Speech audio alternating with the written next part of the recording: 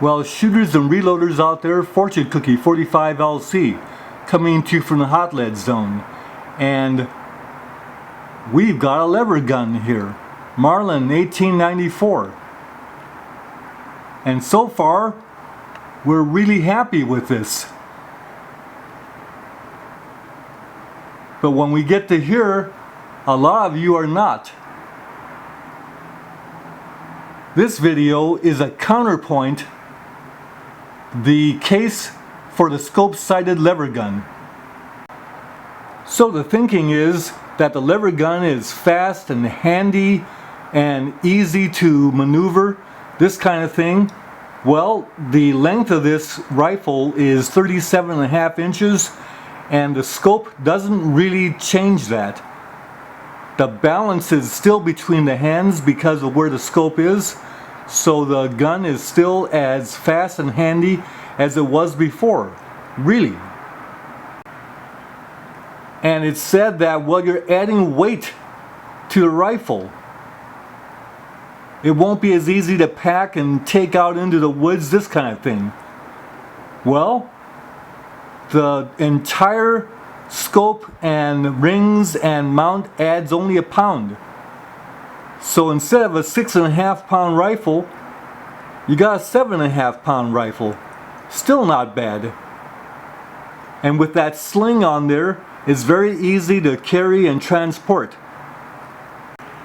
Plus the extra pound will be very welcome when we shoot magnums with 310 grain and 320 grain hard cast bullets. By the way, that's a Butler Creek slip-on recoil pad, and we put that on there to add a little bit of extension to the stock, which was a little too short for me. But if you want to do this, get the Butler Creek small, because you want a very nice tight fit that you've got to pull on to get that on there so that it fits nice and flush.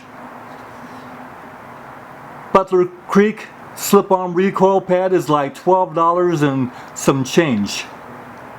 If you need a little bit more length on this stock, that is not a bad way to go.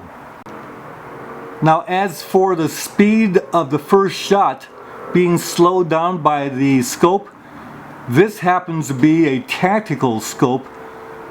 When you set it at 1.5 power, you can shoot with both eyes open, and it is fast.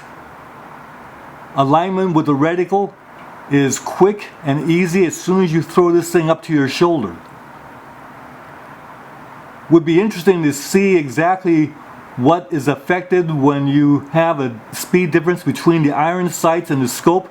The iron sights, you have to line up either the rear aperture or the rear notch with the front sight. With the scope, there's only one thing to look at, and that's a reticle. Put that on your target and you can go ahead and trip the shot. So the speed would be very close either way. Plus, no less an authority on short handy rifles is Jeff Cooper, who had a scope as an integral part of his Scout rifle. So there's the view through the scope, and you can see that BDC reticle.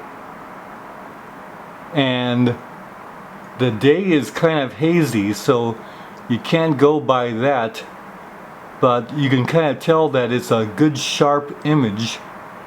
Just doesn't have a lot of clarity because of the hazy day. Now notice that Nikon has, in conjunction with the P-Series scopes, their spot-on software program that allows you to put in the caliber, your load, the atmospheric conditions, the wind, this kind of thing, and where you're going to zero your rifle, and it will give you all of the ranges that can be used with that BDC reticle. And as you see in the screen there, that the 44 Magnum 240 grain 1760 feet per second load will shoot to those little circles at the maximum distance of 250 yards with the lowest circle. And what I factored in there is a 10 mile an hour wind from the east, so that you would actually hold off to the left by those numbers there, depending on the range, to get the wind drift. To give you an idea, here's the same spot-on program for the 260 Remington. And you can plug in any caliber that you might want to put in there.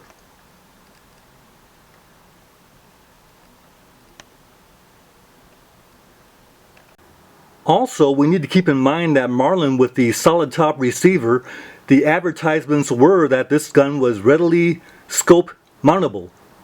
And that was a big selling point. In fact, Marlin offered some combination rifle and scope setups for sale from the factory. Now, it's been said that a scope on a lever gun is a ruining of the aesthetics. Well, aesthetics is always in the mind and the eye of the beholder, so in this year of 2016, it's quite possible that you'll find a lot of people that see the scope and say, that's a great looking rig. You might even find as many of those as you would to find the ones that would say the scope ruins the aesthetics of the rifle. Well, one thing for sure, the scope allows for precision shooting. That's why 3-gun shooters use tactical scopes on their rifles. And if a rifle looks bad with a scope on it, why would it matter whether it's a lever action or a bolt action or a pump action or any action, or even a shotgun? We have scopes on shotguns now for slug shooting. Plus, we have to add to the counterpoint that a scope allows more light to be gathered so that we can shoot more at dusk and also at twilight,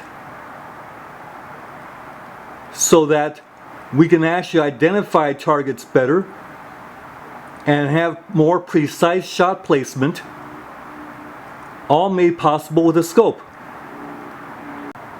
Now, this happens to be a Nikon P223 tactical scope, 1.5 to 4.5 power. And you know about Nikon optics. It's among the best in the world, and even though this scope is manufactured in the Philippines, very high quality scope, it's got a 1-inch tube, so it's fairly compact, and the eyepiece is easy to use, quick to focus. It's got nice audible click adjustments, and it's got a lot of adjustability. The zeroing in of the scope was easily accomplished. To give you an idea, the equivalent of 18 inches low was dialed in to get the rifle to zero, and it was accomplished easily because of the capacity in the scope for adjustment. Really like the Weaver mounts, very easy to install, and those quick detachable Weaver rings are industry standard, very reliable rings, and they don't look bad either. Plus, the beauty of this system is if we want to change it later on, we can take the scope off and remove the scope mount without any trouble at all, restoring the rifle to its non-scoped condition. In .44 Magnum, this would be an outstanding rifle for the woods, for the brush, against white-tailed deer or mule deer or even black bear and hogs. Great for hogs. The .44 Magnum, either with jacketed expanding bullets or hard cast penetrators, would be a wonderful round for any kind of shooting in the closer quarters of woods and brush shooting. Plus, for shooters whose eyes are not as good as others, for whatever reason, a scope like this will restore the fun and precision of shooting at 25, 50, and 75 yards. Plus, for the purposes of making videos for YouTube and load development, we'll be able to do much more accuracy testing, much more valid accuracy testing at 50 yards and 25 yards because of the use of this scope.